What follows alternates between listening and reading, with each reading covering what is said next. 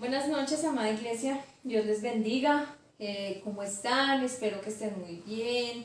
Espero que estén muy fortalecidos en el Señor. Que hoy, mire, vamos en el día 28 de 365 días, ¿no? Pero que no se desanimen, que no se aburran, que hagan de esto un momento muy especial para Dios. No es para nosotros ni que nos escuchen a nosotros, sino que Dios ha puesto eso en nuestros corazones, de que estemos escudriñando su hermosa palabra, amén. Bueno, mi amada iglesia, y mientras ahí nos vamos conectando, espero que tengan la espada ahí en la mano, que estén reunidos junto con su familia, que sean ustedes teniendo ese gozo y ese anhelo y esa hambre y sed de la palabra de Dios, amén. Bueno, mi amada iglesia, entonces vamos a inclinar nuestro rostro, vamos a orar, Neita. Dios y Padre, en esta noche te damos gracias, Creador del cielo y de la tierra. Gracias por la lluvia que tú nos das. Gracias, Señor, porque tú nos tienes bajo un techo, Señor, el cual tú nos has prestado, nos has regalado, Señor, donde tú nos guardas del frío, también del peligro. Y gracias, Señor, porque nos das la bendición de tener una cama donde descansar. Gracias, Señor, porque en este día tú nos has bendecido con el alimento, has bendecido nuestra alacena, Señor. Así, Señor, hayamos tenido solo arroz y huevo, no importa, Dios, te damos gracias porque tú eres fiel y eres justo, Señor. Que así como tú alimentas a tus pajarillos, a tus animales, Señor, más nos provees y nos das el alimento a cada uno de nosotros, Dios. Te doy gracias, Señor, en esta noche por cada una de las familias y personas que están conectadas en esta noche, que tienen ese corazón dispuesto para seguir escudriñando tu palabra, para seguir escuchando tu voz, Dios.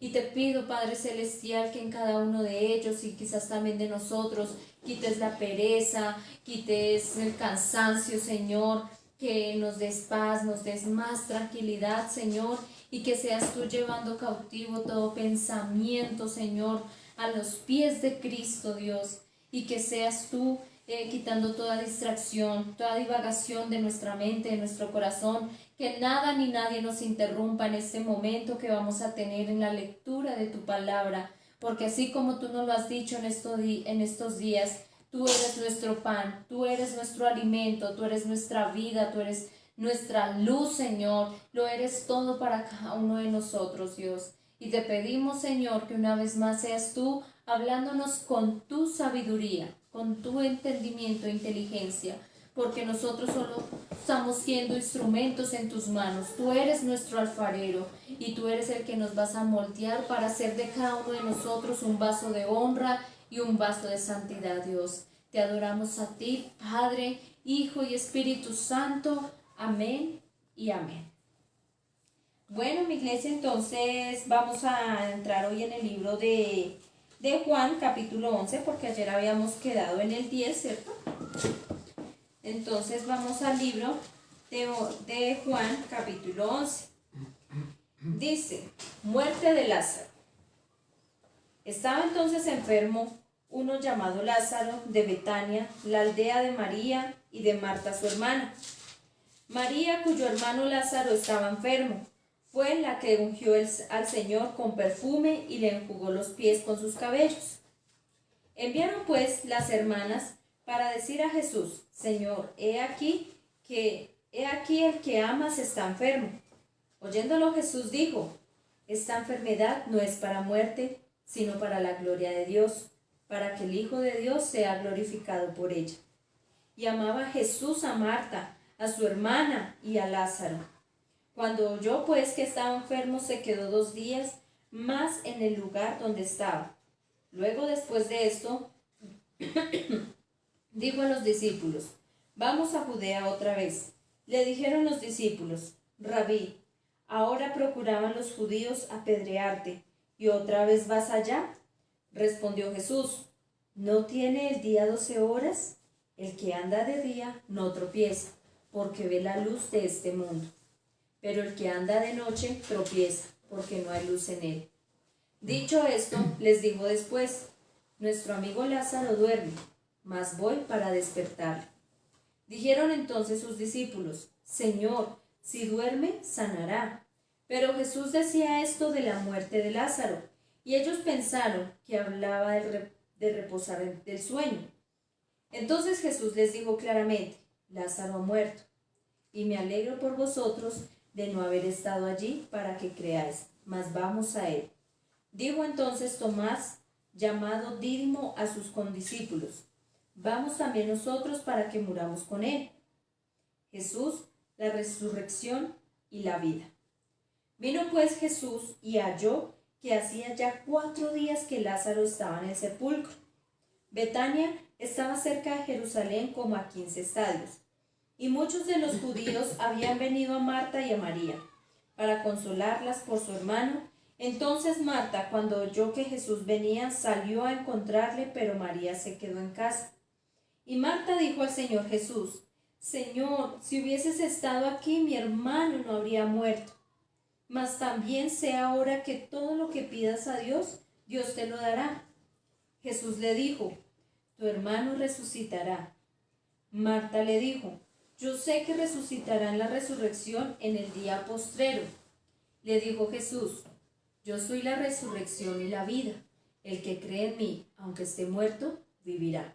Y todo aquel que vive y cree en mí, no morirá eternamente. ¿Crees esto?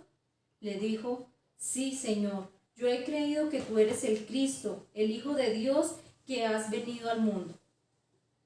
Jesús llora ante la tumba de Lázaro. Habiendo dicho esto, fue y llamó a María, su hermana, diciéndole en secreto: El Maestro está aquí y te llama.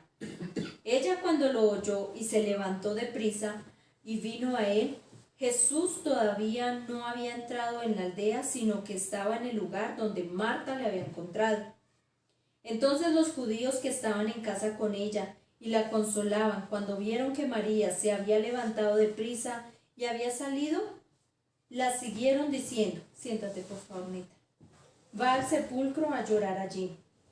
María, cuando llegó a donde estaba Jesús, al verle, se postró a sus pies diciéndole: Señor, si hubieses estado aquí no habría muerto mi hermano.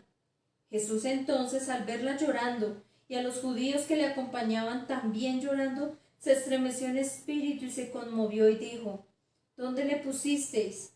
Le dijeron: Señor, ven y ve. Jesús lloró. Dijeron entonces los judíos: Mirad cómo le amaba.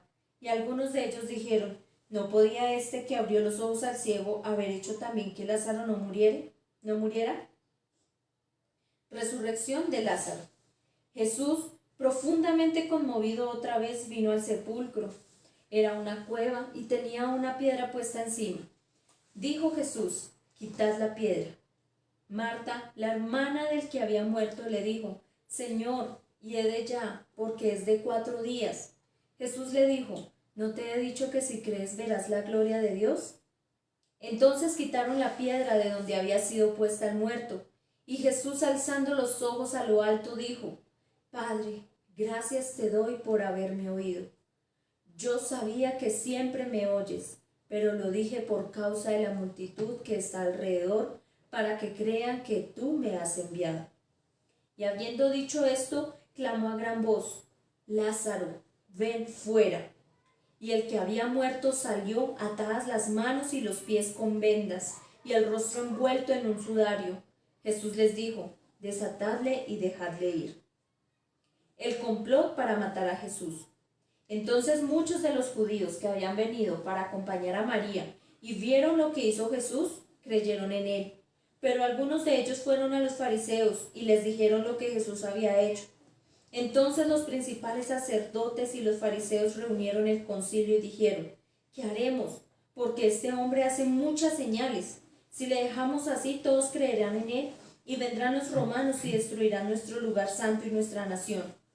Entonces Caifás, uno de ellos, sumo sacerdote, aquel año les dijo: Vosotros no sabéis nada, ni pensáis que nos conviene que un hombre muera por el pueblo y no que toda la nación perezca.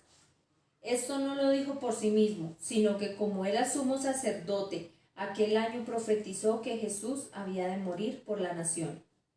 Y no solamente por la nación, sino también para congregar en uno a los hijos de Dios que estaban dispersos. Así que desde aquel día acordaron matarle. Por tanto, Jesús ya no andaba abiertamente entre los judíos, sino que se alejó de allí a la región contigua al desierto, a una ciudad llamada Efraín, y se quedó allí con sus discípulos. Y estaba cerca la Pascua de los judíos, y muchos subieron de aquella región a Jerusalén antes de la Pascua para purificarse. Y buscaban a Jesús, y estando ellos en el templo, se preguntaban unos a otros: ¿qué os parece? ¿No vendrá la fiesta? ¿No vendrá la fiesta? Y los principales sacerdotes y los fariseos habían dado orden de que si alguno supiese dónde estaba, lo manifestase para que le prendiese. Capítulo 12. Jesús es ungido en Betania. 6 días antes de la Pascua, vino Jesús a Betania, donde estaba Lázaro, el que había estado muerto, y a quien había resucitado de los muertos, y le hicieron allí una cena. Marta servía y Lázaro era uno de los que estaban sentados a la mesa con él. Entonces María tomó una libra de perfume de nardo puro, de mucho precio, y ungió los pies de Jesús, y los enjugó con sus cabellos, y la casa se llenó del olor del perfume. Y dijo a uno de sus discípulos, Judas Iscariote, hijo de Simón, el que le había de entregar: ¿por qué no fue ese perfume vendido por 300 denarios y dado a los pobres? Pero dijo esto no porque se cuidara de los pobres, sino porque era ladrón y teniendo la bolsa sustraía de lo que se echaba en ella. Entonces Jesús dijo: déjala, para el día de mi sepultura ha guardado esto, porque a los pobres siempre los tendréis con vosotros, mas a mí no siempre me tendréis. El complot contra Lázaro. Gran multitud de los judíos supieron entonces que él estaba allí, y vinieron, no solamente por causa de Jesús, sino también para ver a Lázaro, a quien había resucitado de los muertos. Pero los principales sacerdotes acordaron dar muerte también a Lázaro, porque a causa de él muchos de los judíos se apartaban y creían en Jesús. La entrada triunfal en Jerusalén. El siguiente día, grandes multitudes que habían venido a la fiesta, al oír que Jesús venía a Jerusalén, tomaron ramas de palmera y salieron a recibirle y clamaban: Hosana, bendito el que viene en el nombre del Señor, el Rey de Israel. Y halló Jesús un asnillo, y montó sobre él, como está escrito: No temas, hija de Sión, he aquí tu rey viene montado sobre un pollino de asna. Estas cosas no las entendieron sus discípulos al principio, pero cuando Jesús fue glorificado, entonces se acordaron de que estas cosas estaban escritas acerca de él y de que se les había hecho. Y daba testimonio la gente que estaba con él cuando llamó a Lázaro del sepulcro y le resucitó de los muertos, por lo cual también había venido la gente a recibirle, porque había oído que él había hecho esta señal. Pero los fariseos dijeron entre sí: ya veis que no conseguís nada, mirad al mundo, se va tras él. Unos griegos buscan a Jesús. Había ciertos griegos entre los que habían subido a adorar en la fiesta. Estos pues se acercaron a Felipe, que era de Betsaida, de Galilea, y le rogaron diciendo: Señor, quisiéramos ver a Jesús. Felipe fue y se lo dijo a Andrés. Entonces Andrés y Felipe se lo dijeron a Jesús. Jesús le respondió diciendo: ha llegado la hora para que el Hijo del Hombre sea glorificado. De cierto os digo, que si el grano de trigo no cae en la tierra y muere, queda solo, pero si muere, lleva mucho fruto. El que ama su vida, la perderá, y el que aborrece su vida en este mundo, para vida eterna, la guardará. Si alguno me sirve, sígame, y donde yo estuviere, allí también estará mi servidor. Si alguno me sirviere, mi Padre le honrará. Jesús anuncia su muerte. Ahora está turbada mi alma. ¿Y qué diré? Padre, sálvame de esta hora, mas para esto ha llegado esta hora. Padre, glorifica tu nombre. Entonces vino una voz del cielo: lo he glorificado y lo glorificaré otra vez. Y la multitud que estaba allí y había oído la voz decían que había sido un trueno, otros decían: un ángel le ha hablado. Respondió Jesús y dijo: no ha venido esta voz por causa mía, sino por causa de vosotros. Ahora es el juicio de este mundo, ahora el príncipe de este mundo será echado fuera. Y yo, si fuere levantado de la tierra, a todos atraeré a mí mismo. y decía esto dando a entender de qué muerte iba a morir. Le respondió la gente: nosotros hemos oído de la ley que el Cristo permanece para siempre. ¿Cómo pues dices tú que es necesario que el Hijo del Hombre sea levantado? ¿Quién es este Hijo del Hombre? Entonces Jesús les dijo: aún por un poco está la luz entre vosotros. Andad entre tanto que tenéis luz, para que no os sorprendan las tinieblas, porque el que anda en tinieblas no sabe a dónde va. Entre tanto que tenéis la luz, creed en la luz, para que seáis hijos de luz. Incredulidad de los judíos. Estas cosas habló Jesús, y se fue y se ocultó de ellos. Pero a pesar de que había hecho tantas señales delante de ellos, no creían en él, para que se cumpliese la palabra del profeta Isaías, que dijo: Señor, ¿quién ha creído a nuestro anuncio? ¿Y a quién se ha revelado el brazo del Señor? Por esto no podían creer, porque también dijo Isaías: cegó los ojos de ellos y endureció su corazón, para que no vean con los ojos, y entiendan con el corazón, y se conviertan, y yo los sane. Isaías dijo esto cuando vio su gloria y habló acerca de él. Con todo eso, aún de los gobernantes, muchos creyeron en él, pero a causa de los fariseos no lo confesaban, para no ser expulsados de la sinagoga, porque amaban más la gloria de los hombres que la gloria de Dios. Las palabras de Jesús juzgarán a los hombres. Jesús clamó y dijo: el que cree en mí, no cree en mí, sino en el que me envió. Y el que me ve, ve al que me envió. Yo, la luz, he venido al mundo, para que todo aquel que cree en mí no permanezca en tinieblas. Al que oye mis palabras y no las guarda, yo no le juzgo, porque no he venido a juzgar al mundo, sino salvar al mundo. El que me rechaza y no recibe mis palabras, tiene quien le juzgue. La palabra que ha hablado, ella le juzgará en el día postrero, porque yo no he hablado por mi propia cuenta. El Padre que me envió, él me dio mandamiento de lo que he de decir y de lo que he de hablar, y sé que su mandamiento es vida eterna. Así pues, lo que yo hablo, lo hablo como el Padre me lo ha dicho. Amén. Vamos a leer solo estos dos capítulos. Sí, fue 11 y 12. Bueno, aquí vemos también una historia que fue muy bonita cuando fue la resurrección de Lázaro, ¿no? Y cuando, bueno, él le decía que que Lázaro estaba enfermo, pues vemos que cuando vemos aquí en el relato, Jesús amaba mucho a esta familia, amaba a Lázaro, a sus hermanas, era también como una familia para él. Ahí vemos cuán grande es el amor del Señor. Y cuando el Señor le decía a sus discípulos que era para mostrar la gloria de Dios, o sea, Jesús ya sabía, o sea, Jesús siempre, como es con Dios uno solo, siempre va a saber nuestro pasado, presente y futuro.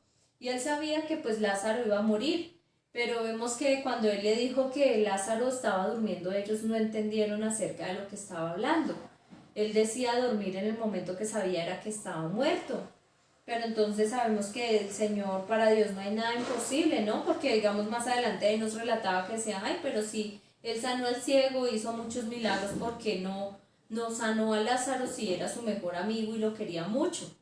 Pero entonces eso tenía que pasar para mostrar el poder y la gloria de Dios, que para Dios no hay nada imposible, porque así cuando Él le dijo a la mujer que si creía, iba a ver la gloria de Dios, ¿cierto? No te he dicho que si crees verás la gloria de Dios. Es algo muy, muy impresionante que el Señor Jesucristo le dijo a esa mujer.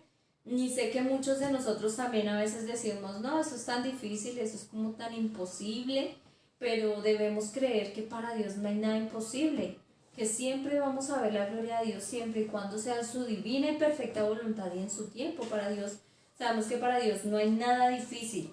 Y me gusta mucho este relato y ver que Jesús lloró, ¿no? En el versículo más corto de la Biblia, Jesús lloró. Pero vemos que él lloró porque él amaba a Lázaro, ¿no? Porque en medio, a pesar de que, digamos, él sabía que iba a resucitar, de que iba a vivir, él se conmovió mucho de ver también a sus hermanas, de ver a su amigo que había muerto.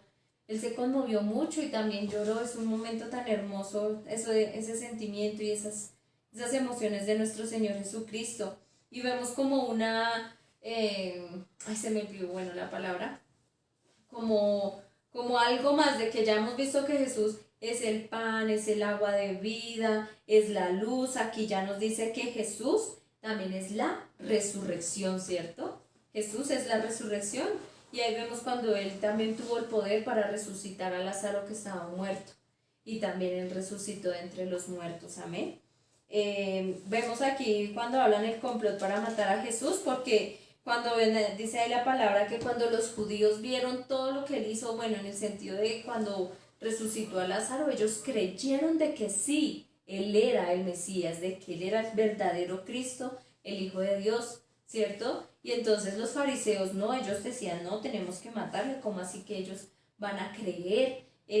Porque ellos estaban más como queriendo ser vanagloriosos para ellos mismos, ¿no? O sea, que querían era como agradar más al hombre y estar encerrados como en su religiosidad, en su zona de confort, y las cosas se hacen así como mandamiento de hombre, lo estaban haciendo, y estaban tan ciegos que no estaban viendo que todo lo que se había escrito en los libros del Antiguo Testamento, cuando Isaías habló de Jesús, del príncipe de paz, de cómo iban a hacer las cosas, de cuáles señales iban a ver para saber que Él era el Cristo, ellos aún estaban cegados, estaban en su religiosidad y decían que no, que Él no era Jesús, que no era Jesús, y así lo que hacían querer creer a las demás personas. Pero vemos aquí también más adelante que decía que a pesar de todo judíos seguían pues asistiendo a la sinagoga, pero no les decían nada de que creían en Jesús. Y ahí cuando el Señor Jesucristo decía que era, aquí dice, porque amaban más la gloria de los hombres que la gloria de Dios, ¿no? Que no confesaban eso porque de pronto iban a pensar, no, ¿qué me dirán? Me van a expulsar. Pero algo que aquí como que el Señor nos habla es que nosotros no debemos temer, no debemos avergonzarnos de hablar de Dios, no debemos avergonzarnos de hablar de Jesús, de su poder, de su gloria, de su amor, de sus misericordias. Porque más adelante cuando nos habla en Romanos dice que el Evangelio, no debemos avergonzarnos del Evangelio, porque el Evangelio es poder, el Evangelio es vida, el Evangelio es salvación también para cada uno de nosotros. Y el Evangelio no es solo decir, no, el Evangelio es de que Cristo Jesús murió y resucitó por nuestros pecados, no. El Evangelio es de creer todo lo que está acá escrito en la palabra de Dios, de creer de las obras maravillosas de nuestro Señor Jesucristo y de las obras que aún Él hace, de sus milagros que Él aún hace, amén. No sé si mi esposito quieres añadir algo. Bueno, más que añadir de pronto es como resaltar como dos partes que pues a pesar de que uno lee muchas veces la Biblia, yo nunca me había dado cuenta como de eso. Y uno es, digamos, los versículos, ¿dónde están? Los versículos del 51 al 52 del capítulo 11, donde dice, desde el 49, entonces Caifás, uno de ellos, sumo sacerdote aquel año, les dijo, vosotros no sabéis nada, ni pensáis que nos conviene que un hombre muera por el pueblo, y no que toda la nación perezca. Esto no lo dijo por sí mismo, sino que como era el sumo sacerdote aquel año, profetizó que Jesús había de morir por la nación, y no solamente por la nación, sino también para congregar en uno de los hijos de Dios que estaban dispersos. Digamos, esta parte nunca la había, tal vez la había leído, pero nunca le había puesto atención, y es como, ahí digamos que está diciendo Caifás. Caifás estaba diciendo que era que mejor que Jesús muriera, que vinieran los romanos y mataran a todos los demás, ¿cierto? Porque ellos supuestamente temían que si declaraban a Jesús el Cristo, pues los romanos se rebelaran y mataran a todo Israel, ¿cierto? Él lo dijo de esa forma, pero él no sabía que lo estaba profetizando de la manera en que sí, efectivamente, Jesús iba a morir a cambio de toda la nación, ¿sí? Pero de una forma diferente, muriendo para salvar a la nación de sus pecados. Y dice el versículo que no solamente a esa nación de Israel, sino para todo el pueblo de Dios, para traerlo a un solo pueblo, ¿sí? Entonces eso pues yo nunca nunca lo había captado así, nunca lo había entendido. Y la otra parte también es en el capítulo 12, el versículo 28 en adelante, donde dice: Padre, glorifica tu nombre. Entonces vino una voz del cielo: lo he glorificado y lo glorificaré otra vez. Y la multitud que estaba allí y había oído la voz decía que había sido un trueno, otros decían: un ángel le ha hablado. Respondió Jesús y dijo: no ha venido esta voz por causa mía, sino por causa de vosotros.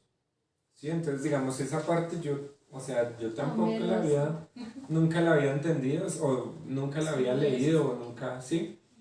Que había habido una voz adicional. Yo siempre había escuchado, era la parte donde digamos, el Señor Jesús era bautizado por Juan el Bautista, y venía una voz del cielo que decía: este es mi hijo amado en quien tengo complacencia, ¿sí? Pero no conocía esta, ¿cierto? Entonces vemos, digamos, todas las señales que les daba Dios para que los judíos creyeran. Y dice la palabra que cada vez que pasaban todos estos milagros, muchos eran los que creían, pero otros muchos más no creían, ¿sí? Entonces yo digo, pues qué tremendo el corazón de una persona viendo todos los milagros de Jesús, viendo todas las señales, todos los prodigios, todo eso, y no creer. Yo digo que es más que no creer, es no querer, no querer creer, ¿sí? Es negarse a que eso sea verdad. Sí, eso es lo único que quería añadir. Solo Dios hace eso, ¿sí? ¿Cómo es la importancia de leer la palabra? Que el Señor ahí poco a poco nos va mostrando más, o sea, porque a veces de pronto nosotros nos tomamos y leemos es rápido y ya, y dice: ay, sí, yo alguna vez lo leí, pero no estamos siendo tampoco entendidos en lo que estamos leyendo. Y esa es la importancia de pedirle mucho a Dios la sabiduría y que nos hable tanto en su palabra, porque mire que en serio uno va encontrando esos tesoros que estaban ahí escondidos, solo que a nosotros nos toca es como escarbar más en la palabra del Señor para encontrar esos grandes tesoros. Bueno, iglesia, qué felicidad seguir compartiendo esta palabra. Yo sé que el lunes mañana nos vamos a conectar muy puntuales también. Hay muchas sorpresas por ahí, no le vamos a contar aún todavía. Eso es lo que Dios está poniendo en nuestros corazones. Y bueno, mamá iglesia, vamos a inclinar nuestros rostros para despedirnos en esta noche. Señor Jesús, creador del cielo y de la tierra, mi buen Dios, gracias, Señor, por este tiempo de lectura, de alimentarnos con tu palabra, Señor, porque nos llenamos de gozo, de alegría, ver cómo tú nos hablas, nos haces entender más cosas que de pronto de las que algún día no le habíamos comprendido, no le habíamos de pronto puesto mucha atención. Pero gracias, Señor, porque cada día que leemos un pasaje de tu Biblia, Señor, nos hablas de una manera hermosa, nos hace entender cosas grandes y ocultas que no sabíamos, Dios. Gracias, Señor, porque ahí está tu pueblo esforzado viendo esta transmisión, Señor, porque es este momento de estrategia que tú usas, Señor, para que sigamos conectados en tu presencia principalmente, que sigamos conectados con tu palabra y en tu Espíritu Santo, Dios. Síguenos hablando cada mañana, cada madrugada, Señor, porque temprano te vamos a buscar y de madrugada también ahí estaremos, Señor, deleitándonos en tu presencia, Señor Jesús. Amado Rey, en esta noche que tú nos has regalado, y ahorita que vamos a descansar junto con nuestra familia, por favor, ayúdanos a dormir tranquilos, confiados y seguros, Señor. Tú cuidarás de nuestros sueños, tú cuidarás de nuestro dormir y nuestro despertar, porque nada, Señor, nada nos va a hacer temer, porque tú eres nuestro castillo, eres nuestro refugio, que aunque caigan 1000 o 10,000 a nuestra diestra o izquierda, Señor, tú estás ahí guardándonos y protegiéndonos en el hueco de tu manto, de tu mano, Señor. Y Señor Padre Celestial, guárdanos de malas noticias, guarda a nuestros familiares, guarda a nuestros vecinos, guarda hasta a nuestros enemigos, porque nunca, Señor, en nuestro corazón no les deseamos el mal. Deseamos es que ellos también renuncien a su pecado, renuncien a ese mundo y crean en ti, te conozcan, Señor. Te lo pedimos, Dios, en esta noche en el nombre de tu Hijo Jesús. Y en paz nos acostamos, Señor, confesando lo que está en tu palabra. En paz nos acostamos y en paz dormimos, porque tú, mi buen Dios, nos haces vivir confiados, seguros. Tú nos haces vivir tranquilos, Señor, porque tú estás ahí velando por cada uno de nosotros. Sé que tú también estás velando por los enfermos. Sé que también estás velando por los pobres, Señor. Tú eres grande, poderoso, y sabemos que para ti no hay nada imposible. Gracias te damos en esta noche.